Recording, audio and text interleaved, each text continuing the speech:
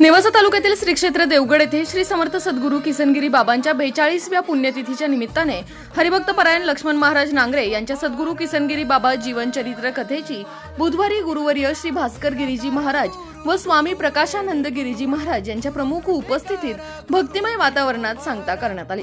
निर्जन स्थळी भक्तांच्या सुखासाठी भगवान दत्तात्रयांची स्थापना करणारे सद्गुरू किसनगिरी बाबांचे देवगड परिसरावर मोठे उपकार असल्याचे प्रतिपादन महंत श्री भास्कर गिरीजी महाराज यांनी यावेळी बोलताना केले। यावेळी बोलताना गुरुवर्य श्री भास्कर गिरीजी महाराज म्हणाले की पूर्वी येथील प्रवरामाईचा प्रवराकाठ हा अंदमान बेटासारखा होता। जेव्हा सद्गुरू किसनगिरी बाबा भूतलावर अवतीर्ण झाले तेव्हापासून हे निर्जळ स्थळ उदयास आले।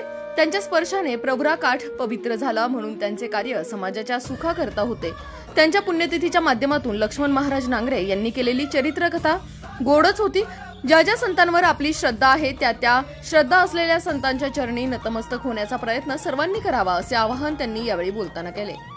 यावेळी झालेल्या कथा सांगता प्रसंगी देवगड संस्थानचे प्रमुख गुरुवर्य हरिभक्तपरायण भास्कर गिरीजी महाराज, स्वामी प्रकाशानंद गिरीजी महाराज, हरिभक्तपरायण अंकुश महाराज जगताप यांच्या हस्ते सद्गुरू श्री किसनगिरी बाबांच्या प्रतिमेचे पूजन पुष्पहार घालून करण्यात आले।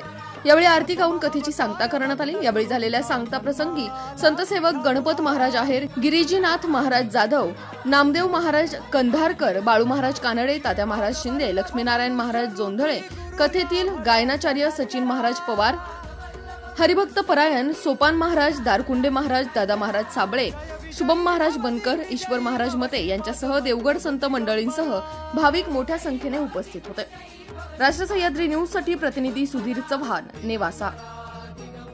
बाबांची आवड असते त्या ठिकाणी सर्व सोहळे केले गेले, नंतर मंडळी घरी गेली।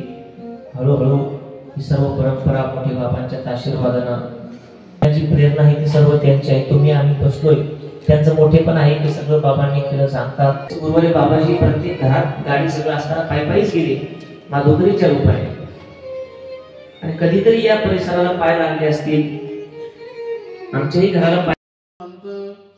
बाबांच्या या प्रेरणा करता सर्वजवळ चारी शंकराचार्य, आखाड्याचे संत, आणि आता एक आश्चर्य वाटतं सर बाबाजींचं आम्ही सांगितलं, बाबा गेल्यानंतर आपण 40 दिवस कार्यक्रम केला। 40वा संत म्हणताना बोलवून त्यांना दान धर्म हे सगळं, मग काही कीर्तन ठेवले आणि काही भजन आणि अखंड